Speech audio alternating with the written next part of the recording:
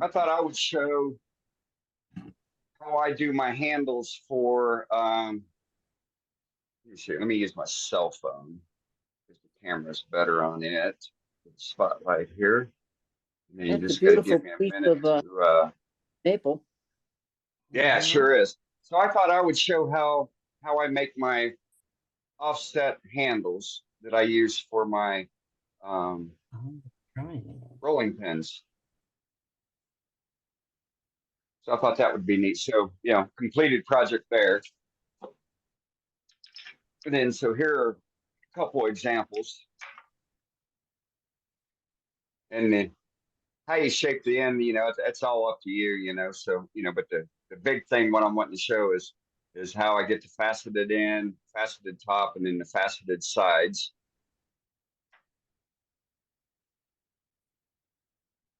And they're real nice in the hand. They're very, very ergonometric. I can have a regular handle on a rolling pin and one of these, and I'll always come home with the regular regular handles on them. So piece of cherry. This is a piece of mesquite that I ebonized with iron acetate, and then I left the white sapwood. So I thought that was kind of cute. So all right, well, with that, let me get set up here real quick and see what kind of damage we can do. Are you sure you want to dirty that nice shop? Well, I just cleaned up, right here, make it look like I don't do anything. So Looks way too clean. Yeah, I'd be a lot more comfortable, Dane, if there was shavings hanging from everything. oh, there will be. There will be. There will be. Just come to my shop, Matt. You'll see all of that. I watched part of your video yesterday, Billy. There's no question in my mind that your shop and my shop are kindred spirits. Hey, you want to see a messy shop? I'll take my computer downstairs. Make both of yours look clean. No, my shop hasn't been cleaned since I cleaned it, since I put the lathe in.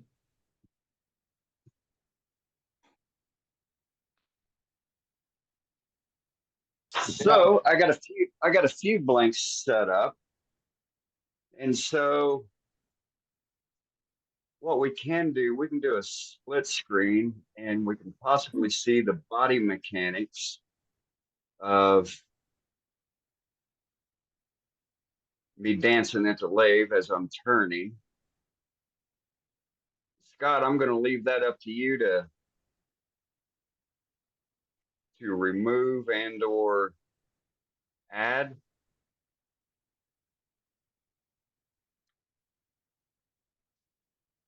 We got you both.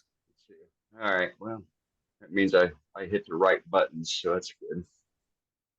Let's see, try to get the camera here. Keep in mind the laptop is kind of new for me to use, so yeah, it looks like you can see me dancing should I dance. All right, so got a couple different options here for blanks. I could use, kind of weird looking back to the laptop instead of looking at the cell phone, so this is kind of weird. So I got mesquite and I got cherry. What would you guys like to see done? Make one out of cherry. Make one out of cherry. Cherry. One of the few times that democracy works. So what size blank and how long? I'm getting to it. So you guys want to do a screenshot? The camera's not coming through. I'll send this in to Dave. So I start with a basically it's a 6-inch block. I do all my measurements in millimeters, so I have to do all the conversions. So 6-inch block by 1.5 inches, 1 3/8, roughly. Okay. 30, yeah, something like that. And so the first thing that I do is the camera coming through okay? Yeah, it looks, yeah, we can see Yeah, everything. Dane. absolutely. Okay, good. That looks Okay. good. And so I'm starting, so first thing I do, you start with a square block. You want to have your ends cut square. Find your center. You want to drill, for me, I use 1/4 inch brass rod going in between to connect the handles inside the rolling pin. So I have a hole that is drilled 1/4 inch and it goes through 37 millimeter, which is approximately 1.5 inches. And then on the back side, obviously find your centers. And then I use a 6 millimeter offset from the center. And the offset is what you use to turn the faceted handle end.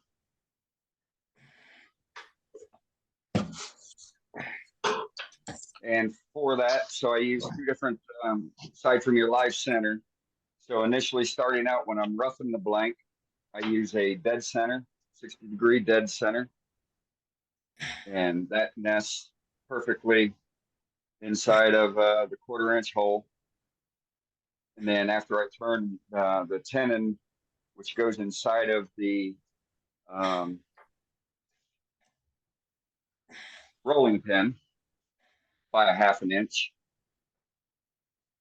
Weird, I'm not seeing myself on my camera, but I can see it on the laptop, so that's good. So there's a 1/2 inch tenon that is turned here on the handle itself that sits inside the rolling pin itself. So that's the critical. And so once I get that turned, then I will switch to a stub center.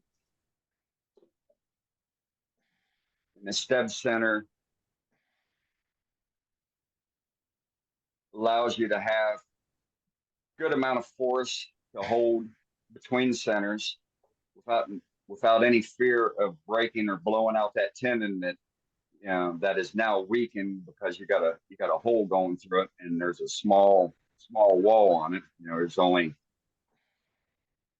3/16 of an inch wall on it. But it sits nicely on the taper of the stub center, and then you got the back wall of the stub center, so you can push, and you ain't got to worry about splitting up that tenon. So that's important, or at least it is on my end of it. If you don't have a stub center, you could also turn yourself a piece of wood, put it in the chuck, make yourself a 1/4 inch tenon to go inside the hole that you drilled, and then ensure that you have a wall on the backside. That way, it nests and rests just like it does on the stub center.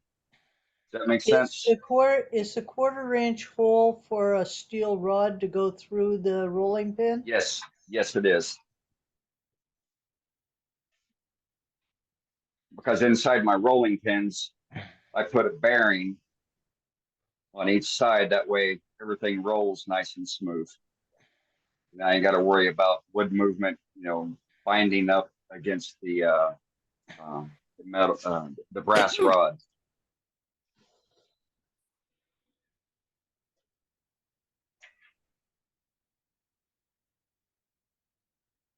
Any questions on that? 9. And then so whenever I'm doing between centers, especially when I've got multi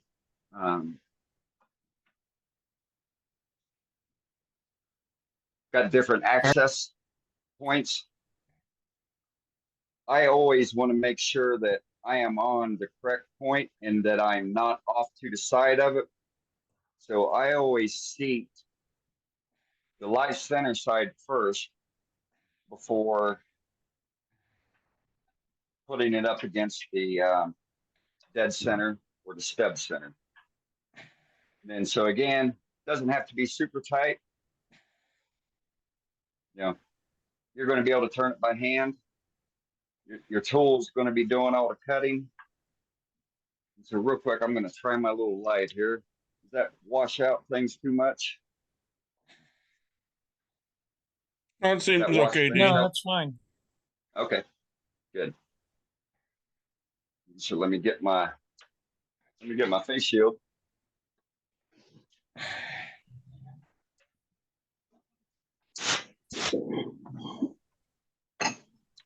And so we're gonna take a skew. We're gonna rough this bad boy out. Just get it round. We're gonna get to somewhere as close to 35 millimeter.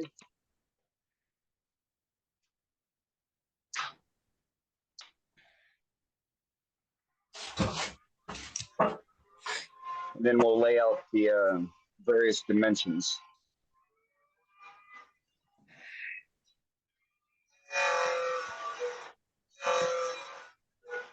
And so you want to let the tool cut, because if you press too hard, you're gonna stop it.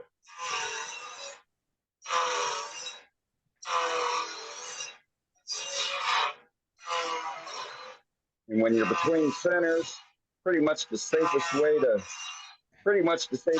turn, because if you do shove it in too hard, it is going to stop. It's just going to sit and spin.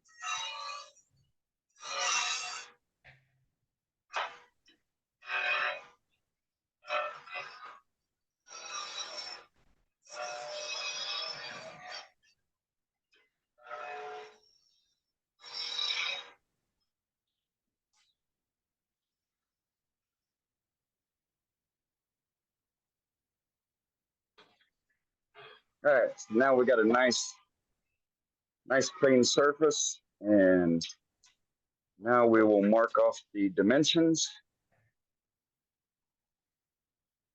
Of course, I'll put my story stick up,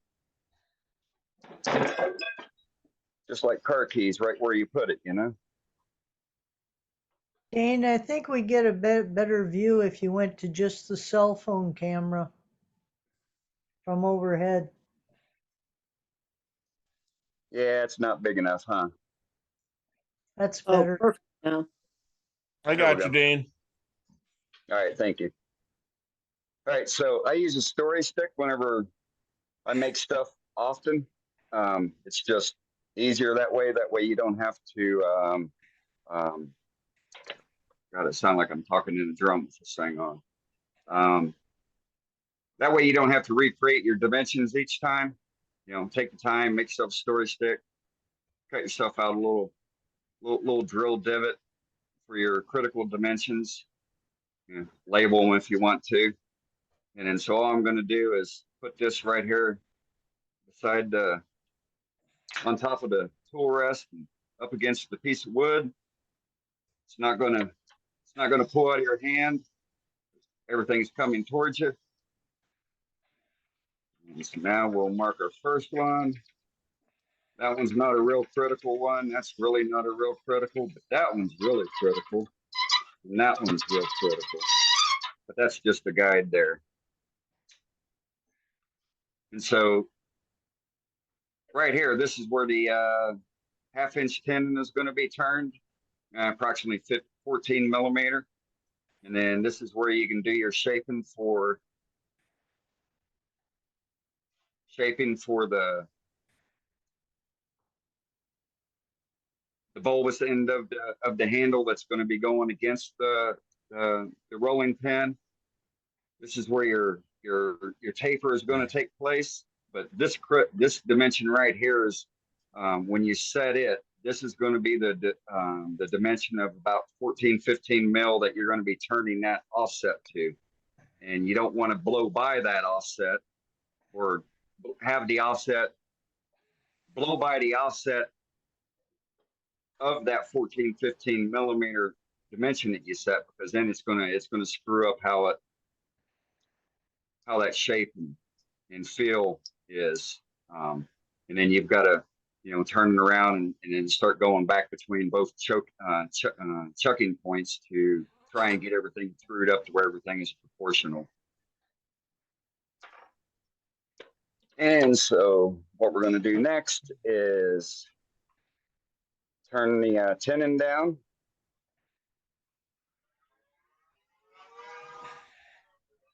Raise the tool rest up a little bit.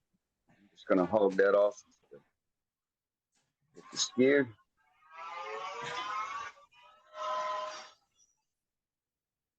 And again, you're coming in when you're doing these type of cuts. You're coming in. You're sitting about 10 o'clock, and you're just letting the wood peel off. You come in like this, you're scraping. You're up here on top. You're doing nothing but cutting.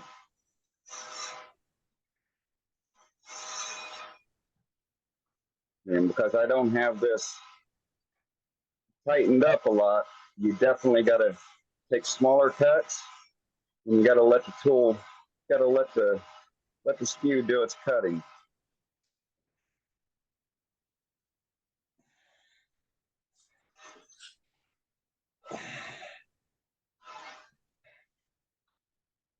So let's see how close we go.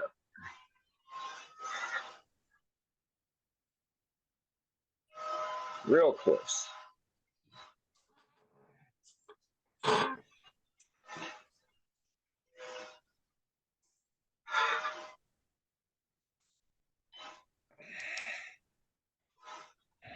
You want to do nice clean cuts, that way you're not sanding. That's set. The next one is we're going to set the 15 mil here on the center. You want to cut to the left of where the offset turning is going to take place. And so I have found with parting tools that they cut, or at least for me, they cut way better at 1500 RPMs or less. I have to turn that up a little bit, or tighten it up a little bit.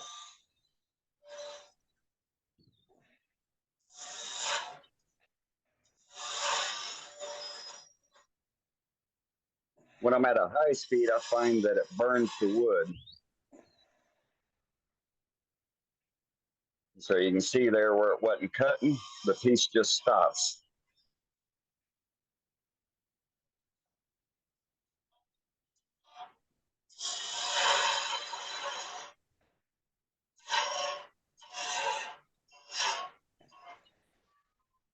And so you want to go about 14, 15 mil there as well.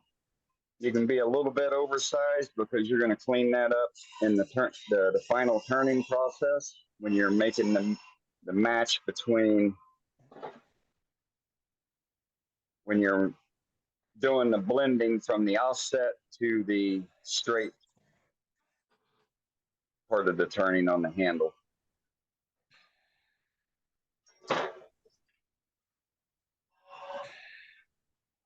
Little bit closer.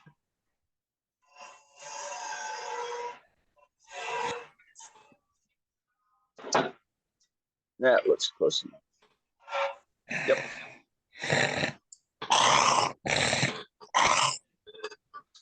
So now I will switch out from the dead center to the live center, or to the stud center. And then one thing to keep in mind when you're having to use your knockout bar to knock something out of your spindle, it doesn't take a lot of force. You know, all you got to do is barely tap it, and then you always want to be able to catch it. You don't want it knocking out of your hand and dropping on your bed, hitting it, ruining the point, or damaging your concrete floor.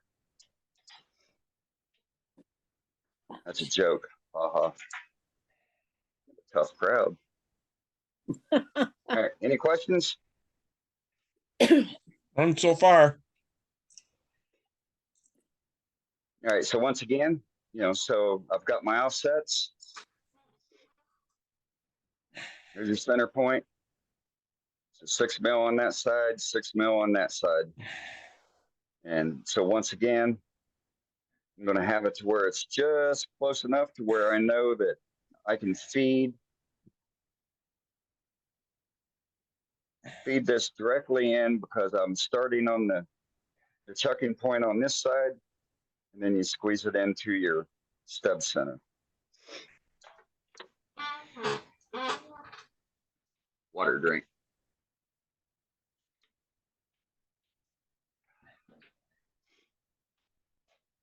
And then so next, what you want to do is you want to bring your tool rest up. And then so with this chucking point like this, now you can actually put a little bit of pressure going against it, because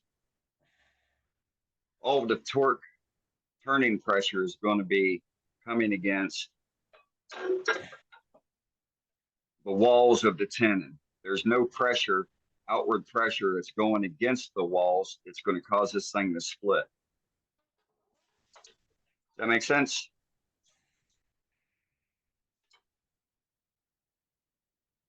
Of course it does. It did to me. And then for me, remember what I messaged you the other day, Brenda? Uh-huh. All right, Listening. good. And then for when I do offset turning, I always want to have my tool rest as close as possible, quarter of an inch at least. And then I want to set that angle based on the angle of that offset. I'm going to set the tool rest to follow that line of a trajectory. And so I'm going to be using skew on this. And so the first thing I want to do is I want to bring this outer dimension in a little bit, because right now I think I'm sitting at about 38 millimeter, 39. And so I want to be closer to 37. And so since we've got two sides here, so I'm only going to take about 2 mil coming in straight from the side here with my skew.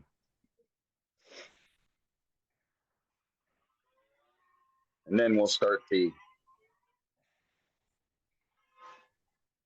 carving process of it.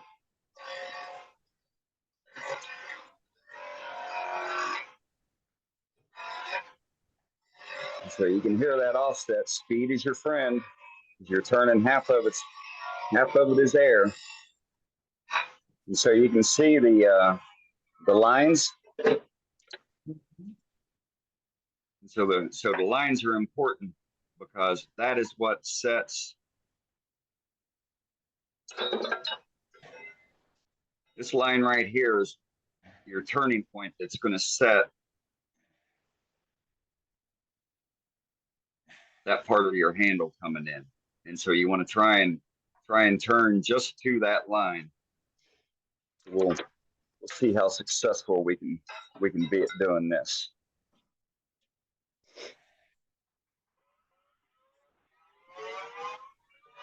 So once again, speed's your friend.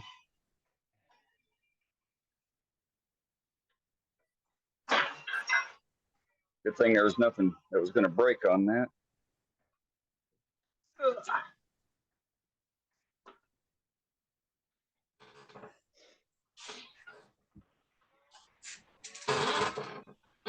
So now we're just going to work on carving, getting some of that excess stock away here.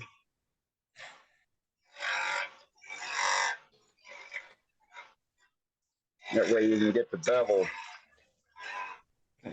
to do what it's supposed to do on your skew.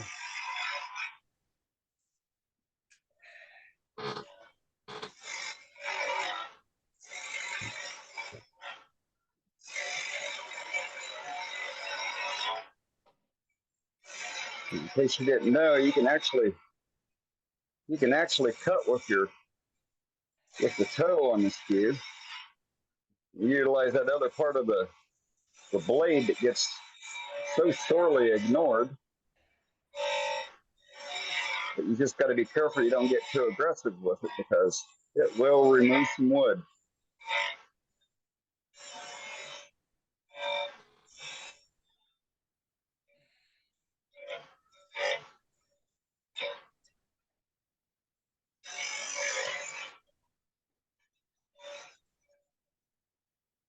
Let's follow the same principles. Bottom third.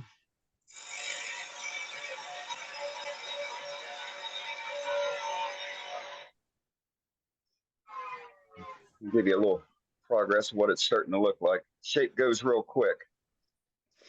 I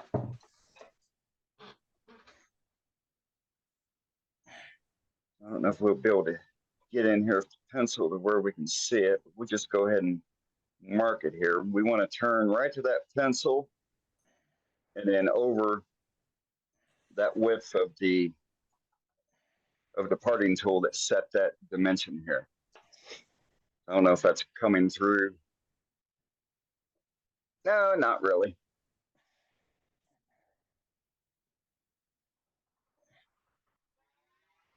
And so now we'll just work our way down. So the next step is to start coming in and working our way down, taking Okay. even cuts all the way across. Yeah. Can you move the camera closer, maybe? Zoom in, like?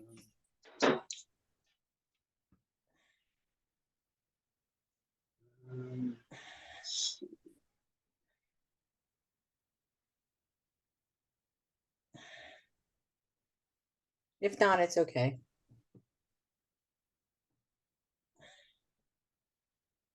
I thought maybe you could just move the camera. Yeah, I can set this down lower.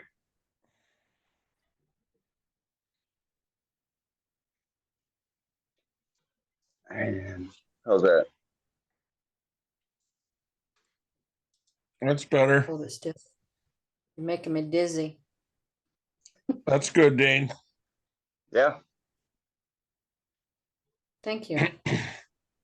you bet. You ask and you shall receive.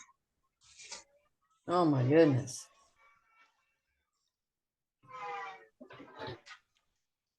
Try it with the light out and see if it looks better. That's even better, Dane. Outstanding. I can't see now. All right.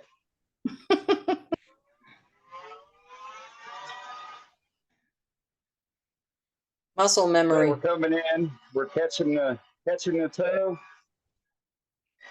and then bringing it around to the bevel. And then just pushing and twisting the body around.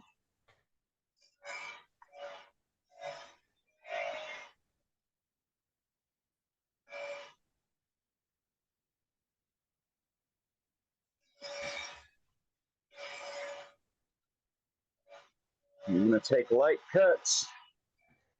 If you go too far, you got to throw it away.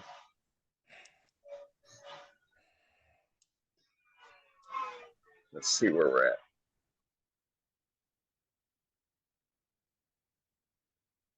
Looks like we're about 2 millimeters from the bottom there.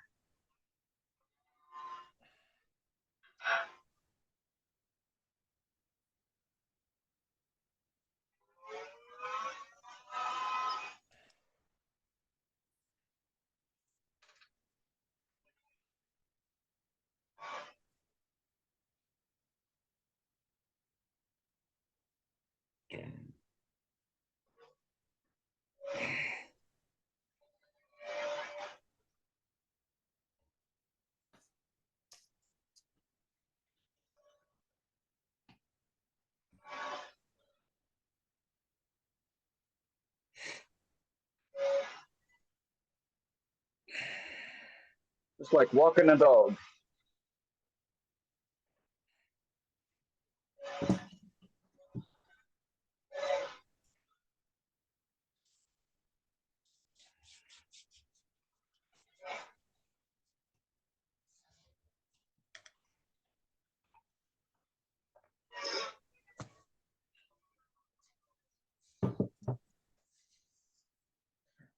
About a millimeter to go.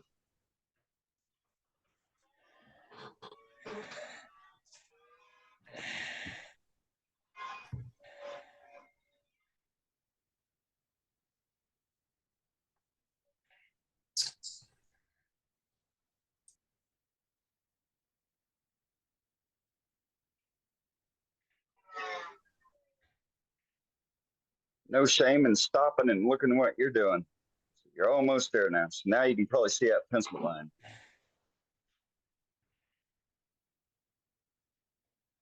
And so you just want to take this all the way across. Let's see if we can do that in one fell swoop here.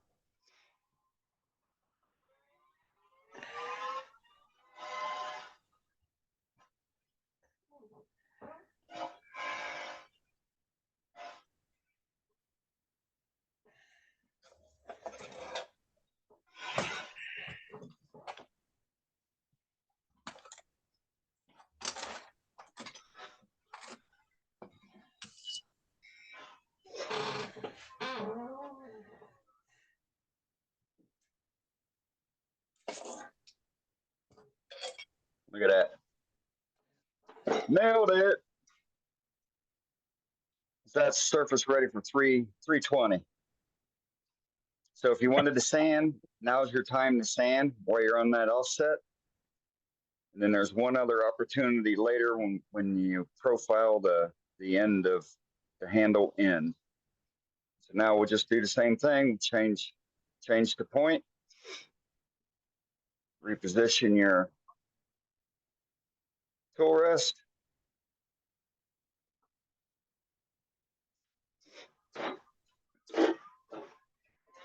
Bring that top piece in a little bit.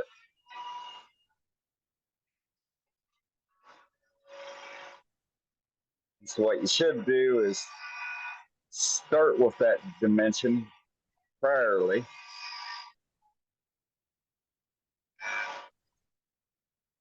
And you wouldn't have to do this, but it's okay. Easily rectified. And go ahead and hog off some of this real quick.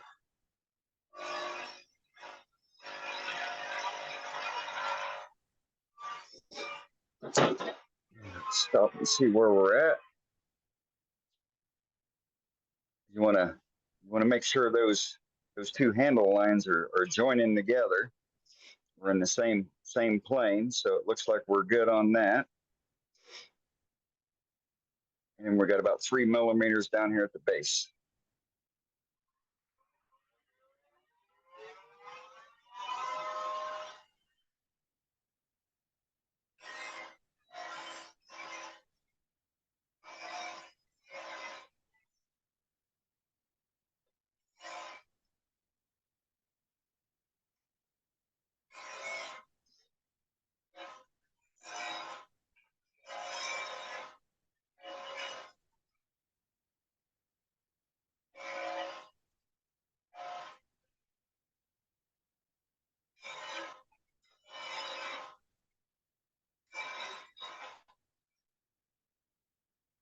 And it's like I said, it's just like walking a dog.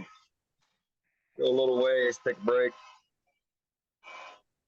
Take a little bit of wood, and then just keep taking a little bit at a time.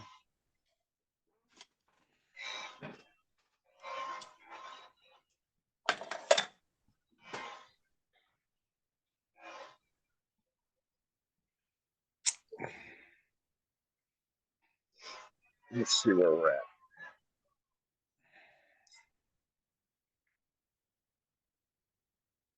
Pretty doggone close.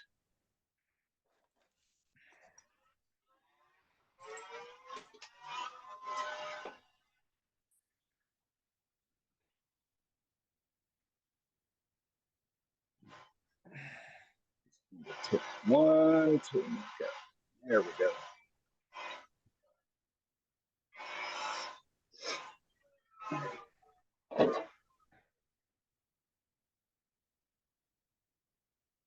So there we go. We can do one more bit to take off there. And again, you can use sandpaper.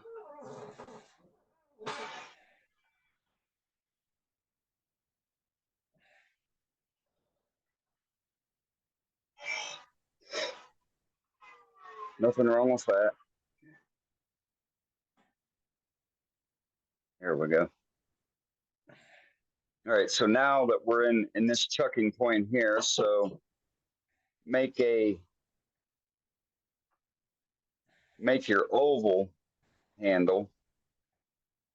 You start your parting process while it's in the off center chucking points, holding points.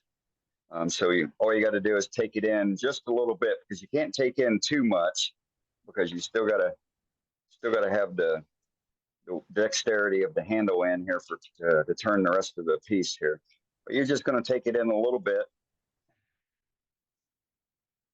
change to your other chucking point, do the same thing. Or if you want to have a rounded end, then you do this process at the end, and then just part of it, do your turning process to part, to get it ready to part off at that time, and you'll make a rounded handle end. So it all depends on what you want to do there.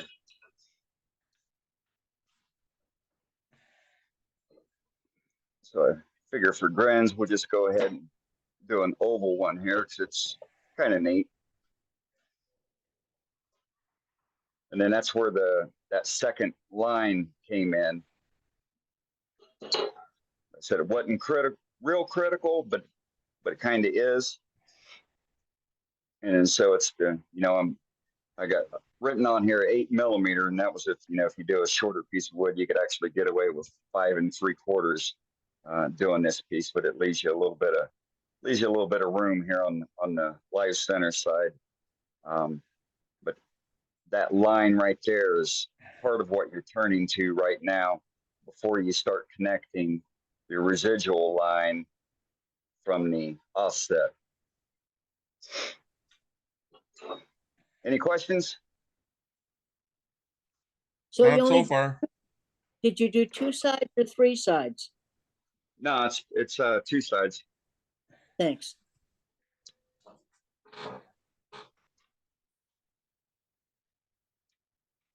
Sorry, grabbing some water. It's hot out here. So 2 sides is all you're going to do? Yes. Yeah, it's 2-sided. Oh. Okay. I thought it was 3-sided. Okay. 9. All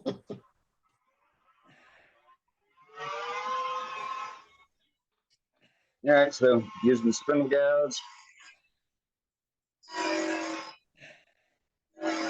just rotating. Like I said, we're not taking a whole lot of material off. We're just trying to get that basic profile. Makes it easier at the end when it's being parted off with the skew. And you want to make sure that you're leaving enough room to be able to do the second offset. If you take too much, then you got to throw it away. And so you can see the taper where you meet up the contour here. Let's use the black one, see the profile better. And so that's what we're doing, is making that profile, making everything meet from what was initially turned. I knew there was a reason why I did the black.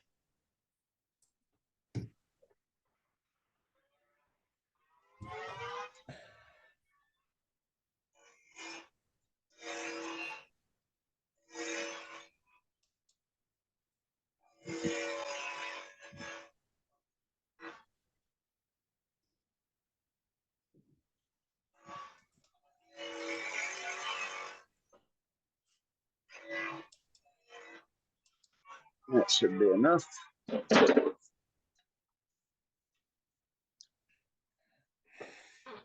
And so that leaves you with a little football. So now you want to put it back on your center axis. Once again, same thing. Make sure your Make sure you're on that center axis. Squeeze it in and torque it down. So now you're going to turn the outside here. And I try to get to where somewhere is around 30, 31 millimeter.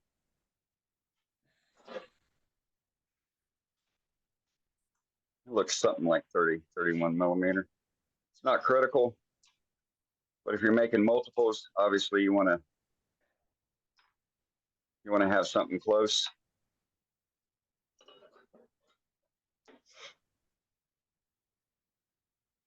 And you want to straighten up the tool rest. So I'm just going to take my skew again. I'm just going to hog off the majority of this.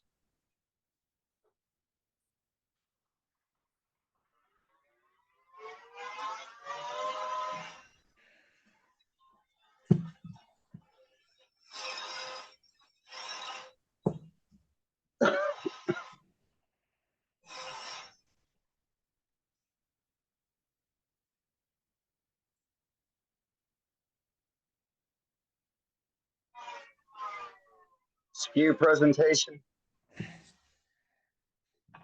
Always try to cut around 10:30, quarter to 11. The angle, pretty much I'm at 35, about 35 degrees, but if you're between 30 and 45 is pushing it, but 30 and 45 degrees, you're not going to get a catch. And then as long as you're hitting that bevel, you're good. And you're just going to get an immaculate cut. If you're unsure what that angle is supposed to be, you can hand turn.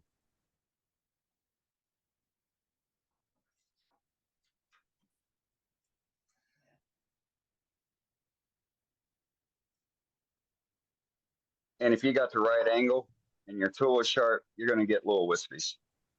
You know, they're going to look just like that. You're using a curved skew blade, aren't you? Yeah, I could use a square skew blade too. Again, the presentation doesn't change.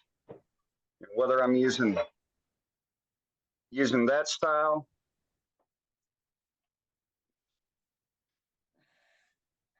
or using a pretty much a square style, or this one's crazy. This is my own grind. This is convex, or an oval skew that has a blade coming out. They all cut the same. Yep. All that really matters is the angle that the tool is meeting the spinning wood at. Being presented, yes. Hey, Dane, what are you making anyway? Were you late? Yes. Were you sleeping, Howard? I'm making a handle. Rolling pin handle. It's an offset handle. And so these are the handles that I make that go into my rolling pins, Howard. Does that make sense? Sure. Yes. Right on.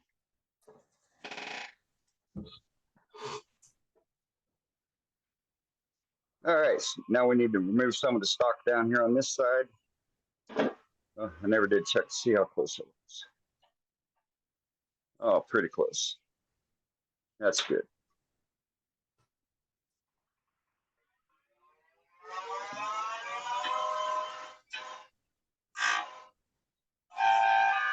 So once again, I cut about 10 o'clock. Just let the blade cut.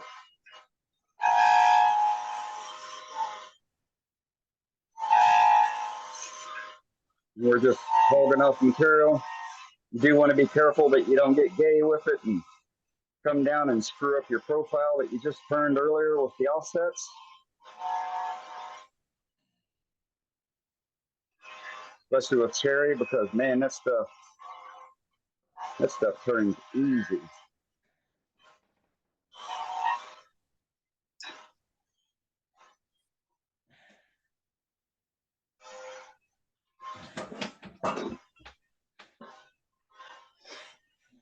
so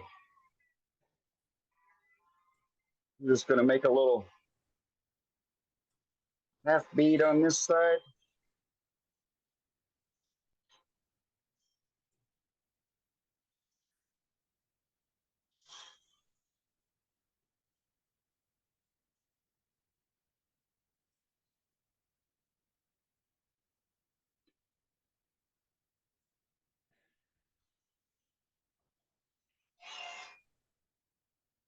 Set that. We'll go back to the skew. And since I'm so far up on my headstock, what I should do is turn this thing around.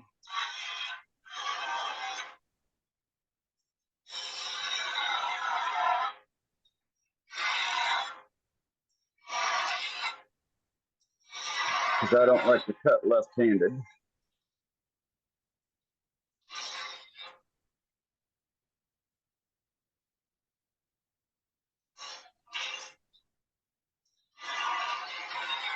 So I do it the hard way here.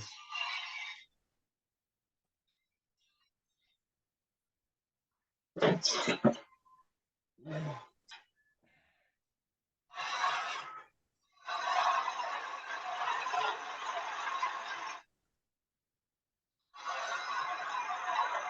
you just plow right through here, all the while making sure you're getting a good cut.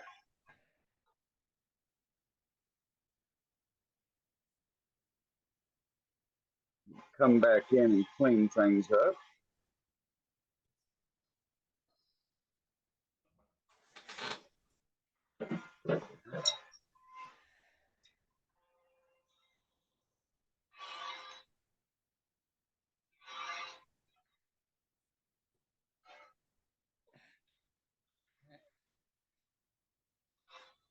We'll just walk the dog, take a little bit at a time all the way down.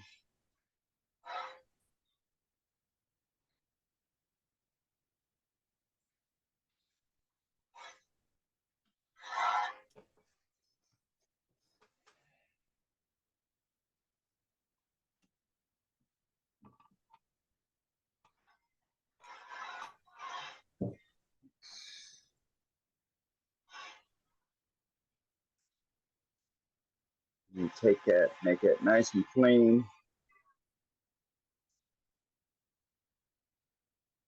Up against the indentations from when it was turned off center here.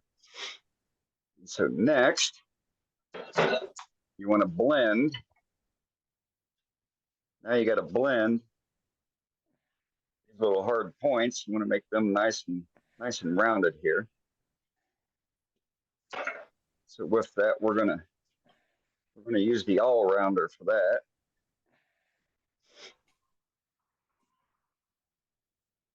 Bend my tool rest a little bit here.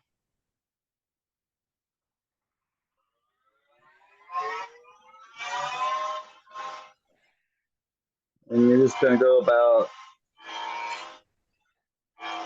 3/16 of an inch, no more than a quarter. And just gradually take that down.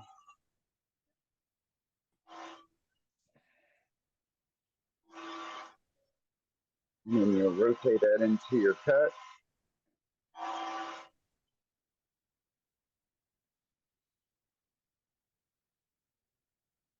And then blend it backwards.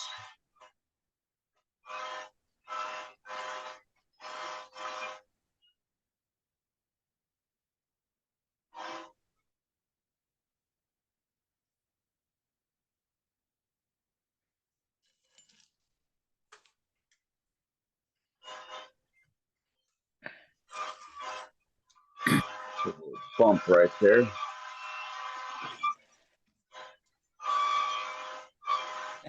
Dane, that all-rounder being more blunt-like than a skew, is it more forgiving? Do what?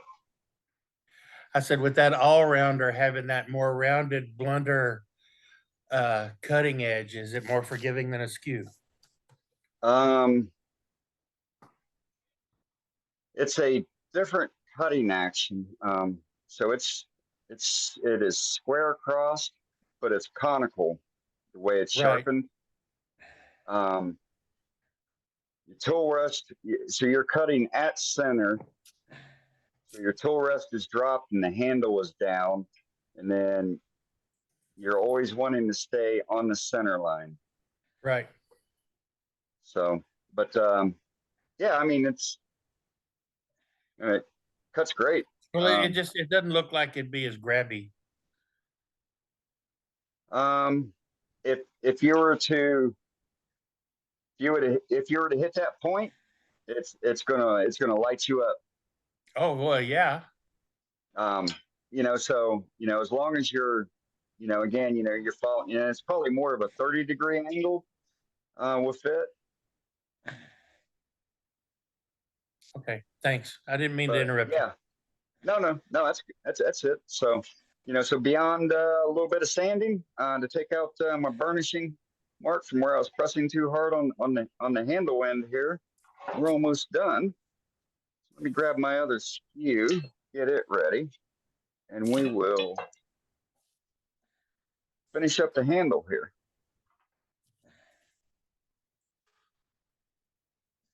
Raise that up, move it over a little bit. Ooh.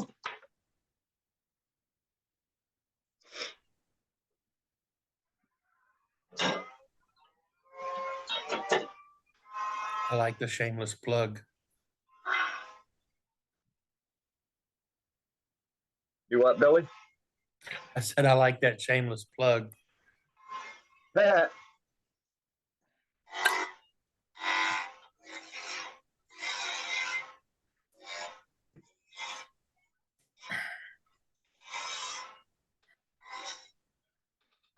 So what I'm wanting to do is get the majority of this stock removed with the thicker, heavier bladed skew here. And then we're going to come in with the oval skew.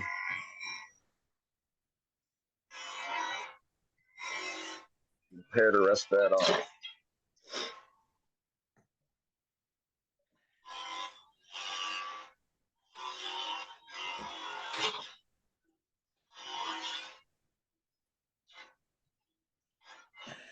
They're just coming in with the toe. Handle is dropped. Finding that cut and then raising the handle. While meanwhile keeping that bevel against your wood.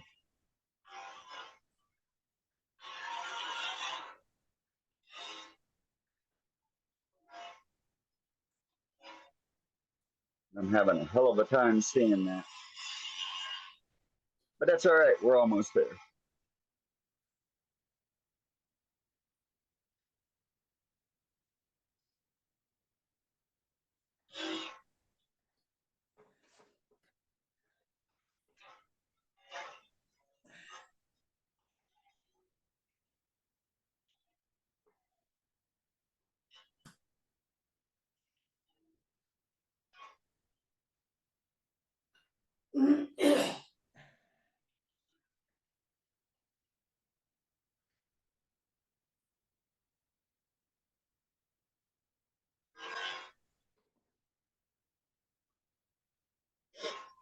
And then from there, you can pretty much break it off.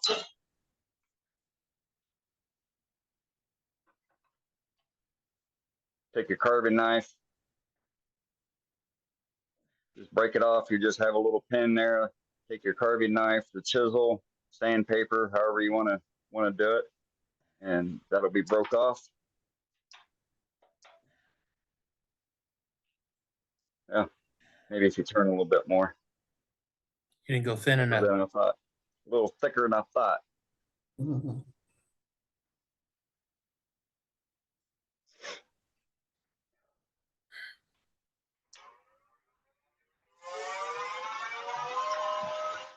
Give myself more room.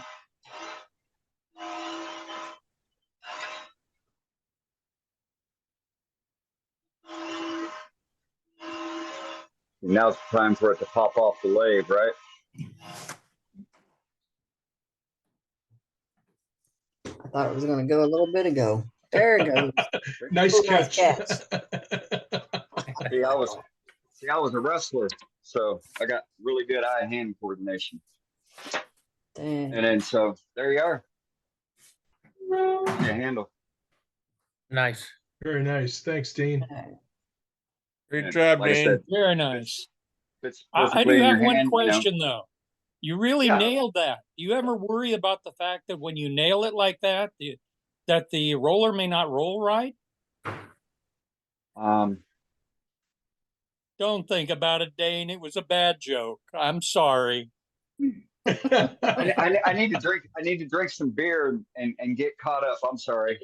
I'm not having my wit about myself. But yeah, you know. So there you are. You know. Like I said, you know, you put it back on the lathe. You can make yourself. You know, like I said, you can make yourself a little. Well, if you got to call it chuck, clamp down on there. If you wanted to do some sanding, go ahead and do your sanding. You want to do some dyeing, go ahead and do your dyeing. You know, like I said, for a demo, I'm not going to sand, but you know, 320 ready, nice and clean, Sweet. and it's different. Very nice, Dane. That's a neat idea. Very nice, Dane. All I right, love the demo, Dane. That's a great idea. all right, thank you. Good Outstanding. demo. I got a couple questions. Yeah, All right. First of all, that 1/4 inch hole that you drilled in the end that's going to go into the rolling for the pin. handle in. Yep. Yeah. How deep did you drill that hole? Oh, sorry. 37 millimeter, Which which is is about an inch and a half. Oh, 1.5 inches. Yeah. So you got a 1/2 inch here and then 1 inch here, Right. Gotcha. right? And that's Right. just so you have plenty of, you know, good material to hold on, you know, for the rod going into Right. the handle. How What do do you you- secure what- that? How do you secure that pin inside the roller? I epoxy them. Okay. All Rough right. it up. But- Epoxy it. What size is the rolling pin? Yeah, let's It go for the is- rolling pin. Oh, rolling pin, huh? So rolling pin is 2 inches. So I'm guessing 2 inches, maybe 2.5. I'm gonna say 2 1/4 maybe. Oh no. No, 2 5/8. Oh look, it's got a temple. So your old UVEX shields, these make great templates. Hmm. So yeah, 2 5/8. This is what I use for Okay. sizing. And the reason why is because drill when that somebody's through? working on it, they don't want to be banging their knuckles when they're rolling stuff out. They don't want to be Right. straightening their fingers out while they're rolling. So Yes. Dane, how do you drill that thing out? You got a 2-foot That was drill? my next question. I can't Very drill simple. straight. I mean, you give me a drill bit that's So over you- 2 inches long, it's not going to go straight. So you start with a 3-inch block of wood.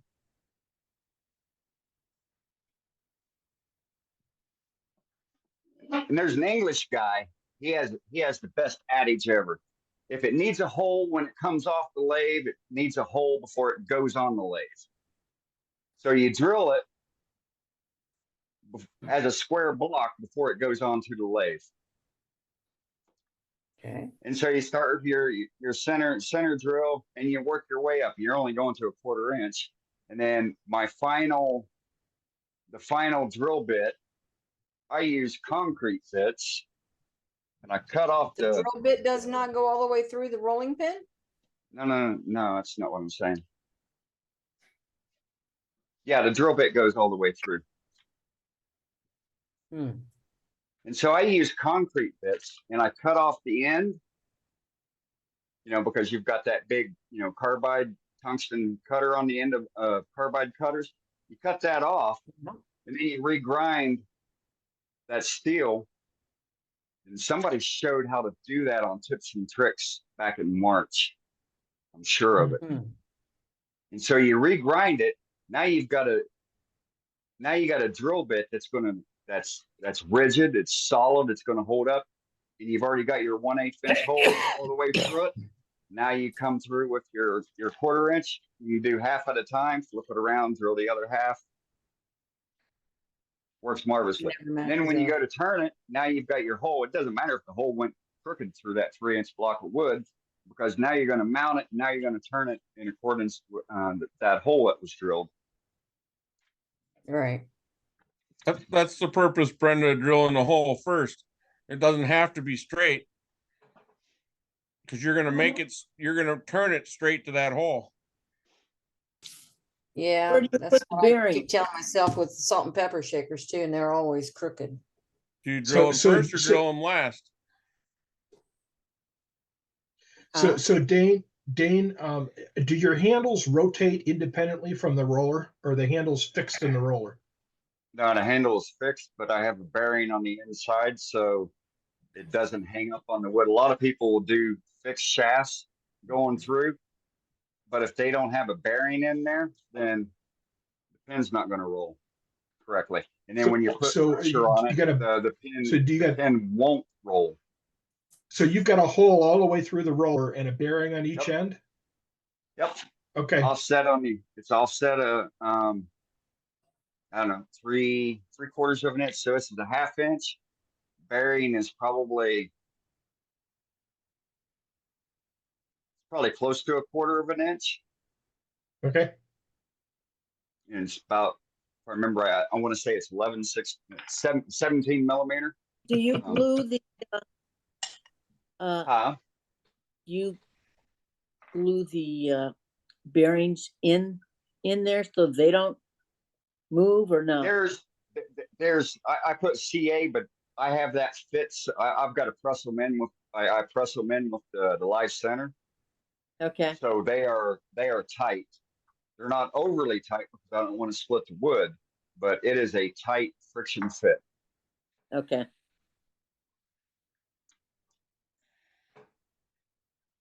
And I'm yet to have one fail in 15 years I've been making them. So Okay, cool. Thanks. yeah, you bet. But you Any other have questions? you have two sizes of concrete drill bit. You have one that's 1/8 of an inch and one that's 1/4 of an inch. No, my final, the 1/4 inch one is the concrete bit that I use. Beyond that, I use, regular high speed steel, 1/8 inch bits, so initially, I do a 4-inch drill, and then I'll go to, I think it's a 6 or 8 inch high speed steel. Oh, it's longer than that.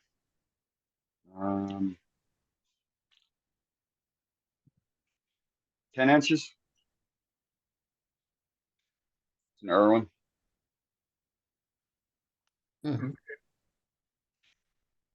I'll pull it out. I'll show you the concrete bit that I reground.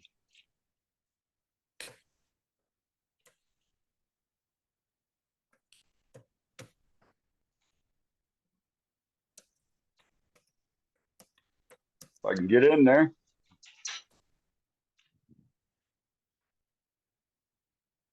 Big fingers, little tight spaces don't work.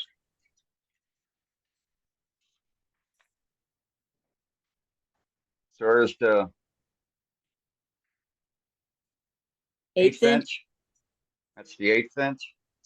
And then this is the concrete bit. And so like I said, I cut the end off and then I reground it. Okay. So you And that cut the is- carbide off? Yes. Because it's oversized otherwise. I got you. Yeah.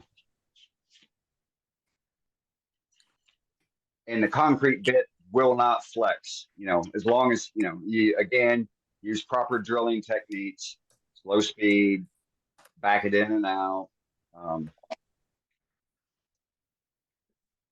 Take your time. It's not.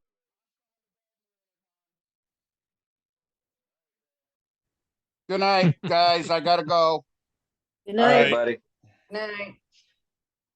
And yeah, so that's what I use, and basically how I do it. So and then to get the rolling pin to make sure it's flat, take yourself a flat piece of wood, piece of hardwood, and then you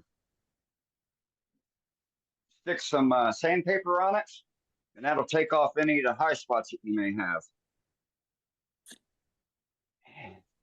And I'm not seeing my flat sanding boards, but it's literally take yourself a 2-inch board, stick your sandpaper on there, and you just set it on top. And if you got any high spots, Gotcha. it'll be taken off. If you try to use sandpaper going back and forth on it, you're just going to make dips and valleys in that thing.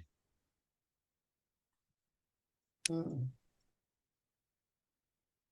So, I but think yeah, I that's got how it. I do it. Yeah, It yeah. makes sense Very- in my head. Very Whether cool. anything Thanks, Dan. do it or not, I That's a don't know. great one. Great evening. Great evening.